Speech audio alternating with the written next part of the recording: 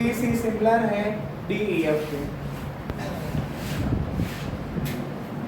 लिखा आप लोगों ने, इफ ट्रायंगल ABC सिमिलर है triangle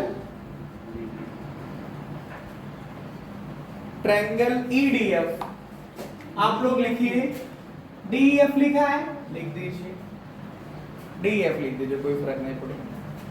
AB is equal to 4 centimetre, AB is equal to 4 centimetre है, DE is equal to 6 centimetre है,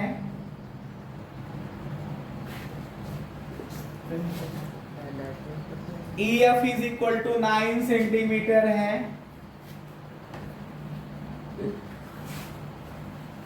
FD is equal to 12 centimetre है, FD is equal to 12 centimetre.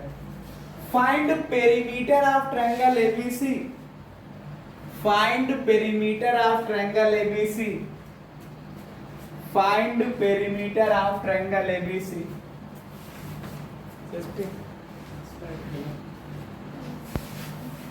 If triangle ABC जो है वो similar है triangle DEF के। ध्यान से समझिएगा आप लोग, एक छोटा से हम आपको ट्रायंगल दिखा रहे हैं यहाँ पे, ये बगैर किसी नाप का बना रहे हैं, आपको इस पे फोकस नहीं करना कि किस लेंथ का है, हमने इसे मेजर्ड नहीं किया है। तो इस ट्रायंगल को हमने ABC कह दिया। ABC ट्रायंगल में आपका जो AB है ये 4 सेंटीमीटर है। दूसरा ट्रायंगल जो आपके पास है वो कौन सा है, DEF, DEF। अब आप थोड़ा से समझिएगा, इन्होंने जो यहाँ पे एक शब्द यूज किया है कि ये ट्रायंगल इसके सिमिलर होगा, मतलब A पे जितने डिग्री का एंगल बनेगा उतने ही डिग्री का एंगल D पे बनेगा, जितने डिग्री का एंगल B पे होगा उतने डिग्री का एंगल E पे होगा, जितने डिग्री का एंगल C पे होगा उतने ही डिग्री का एंगल F पे होगा। तो A के करेस्पॉन्डिंग कौन सा वर्टेक्स है D, B के करेस्पॉन्डिंग कौन सा वर्टेक्स है E, और C के करेस्पॉन्डिंग कौन सा वर्टेक्स है F। ये मैंने अलग अलग देखो सिंबल से दिखा दिया, यहाँ 1-1 एरो दिखाया, एक एक आर्क दिखाया, यहाँ 2-2 दिखा दिया कि ये दोनों हो जाएंगे, यहाँ पे 3-3 दिखा दिया कि ये और ये बराबर हो जाएंगे। रिप्रेजेंट करने का तरीका भी तो है कि कैसे दिखाया जाए, ठीक है। अब आप बताइए, क्वेश्चन में दिया है कि DE की वैल्यू 6 सेंटीमीटर है, EF हमारे पास जो है वो 9 सेंटीमीटर है, और FD जो है वो 12 सेंटीमीटर है, इतना लिखा है। तो आप लोगों को मैं बता चुका हूं, और नहीं जानते हैं तो जान लीजिए, अगर दो ट्रायंगल सिमिलर हैं, दो ट्रायंगल सिमिलर हैं या इक्वी एंगुलर हैं, दो ट्रायंगल सिमिलर हैं या इक्वी एंगुलर हैं, तो उनकी करेस्पॉन्डिंग साइड का जो रेशियो होगा वो इक्वल होगा।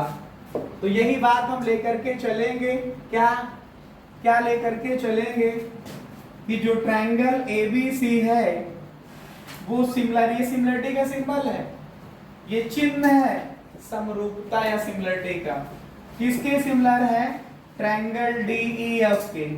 समझिए, अगर DEF के सिमिलर है तो करेस्पॉन्डिंग साइड का रेशियो इक्वल होगा।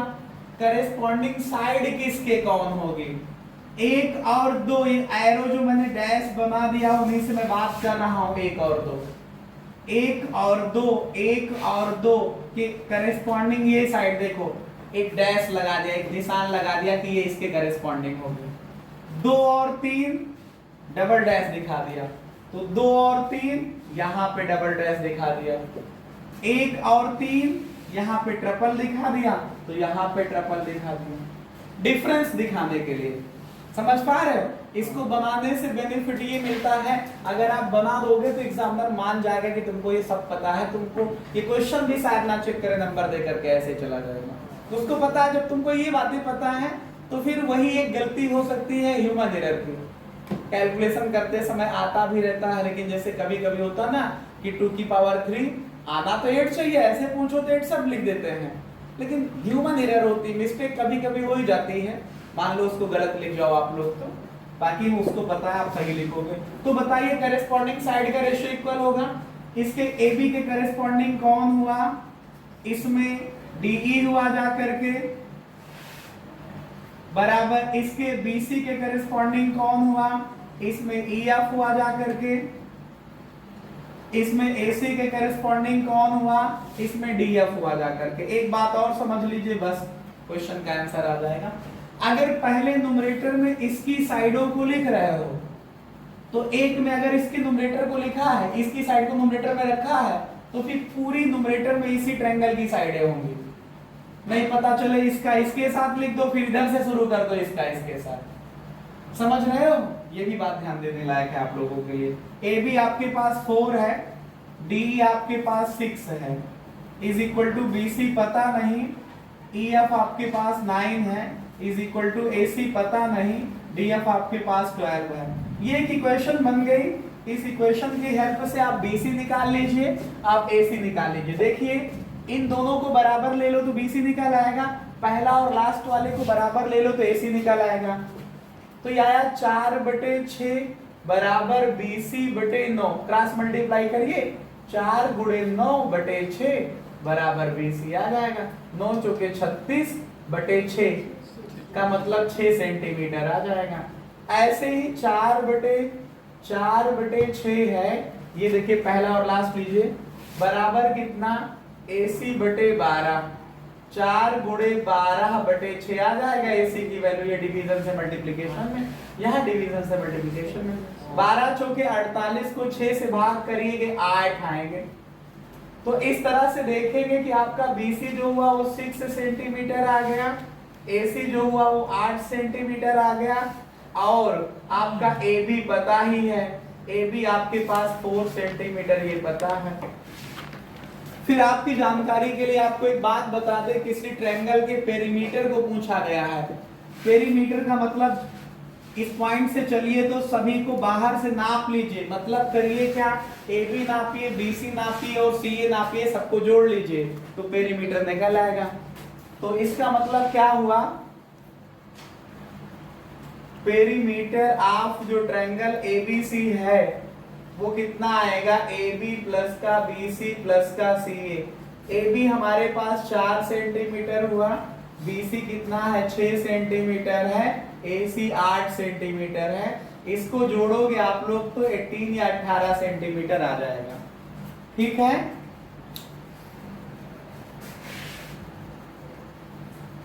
Is similar to triangle DEF, इसका मतलब एंगल A एंगल D के इक्वल होगा, एंगल B एंगल E के इक्वल होगा, एंगल C एंगल F के इक्वल होगा। ये फिगर आपके पास क्वेश्चन में दिया हुआ है, आप इसको अपनी मर्जी से लिखेंगे। बात समझ पा रहे हैं? फिर यहाँ पे समझिए कि अगर एंगल A एंगल D के इक्वल होगा, एंगल B एंगल E के इक्वल है और एंगल C एंगल F के इक्वल है, तो इनकी करेस्पॉन्डिंग साइड का रेशियो इक्वल होगा। सिमिलरिटी का जो क्राइटेरिया है एंगल एंगल एंगल का। तो आप फिर ये बताइए कि AB की वैल्यू 2x माइनस का 1 लिखा मैंने, अपॉन DE की वैल्यू 18 हुई, BC की वैल्यू 2x प्लस का 2 लिखा, और यहाँ पे EF की वैल्यू 3x प्लस का 9 हुई, AC की वैल्यू 3x लिखा मैंने, और वहां पे DF की वैल्यू 6x हुआ। अब इसमें x कट जाएगा, तो यहाँ पे देखिए कितना आया, 2x माइनस 1 अपान 18 बराबर 3x प्लस 2 अपान 3x प्लस 9 बराबर 6 अपान 3/6। 3/6 को 1/2 लिख सकते हो। आप इस पहले को अंतिम वाले के साथ ले लीजिए, क्या दिक्कत है। ये वैल्यू 2x माइनस 1, ये 18 लिखा, 2x प्लस 2, 3x प्लस 9 लिखा, 3x AC हुआ, DF 6x हुआ। यही आपके सामने यहाँ भी लिखा हुआ है, x कट गया, 3/6 मतलब 1/2 बचा।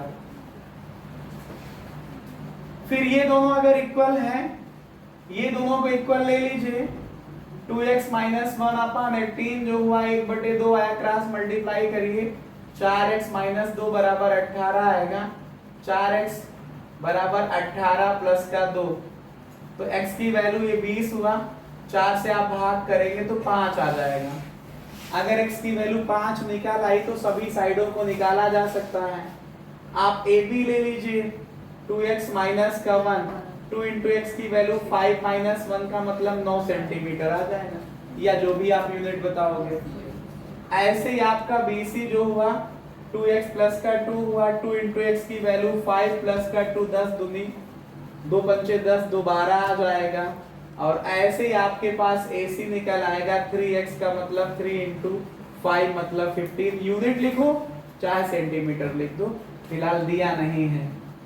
फिर आपका जो DF हुआ वो 6x है, तो 6 इंटू 5 का मतलब 30 हो जाएगा।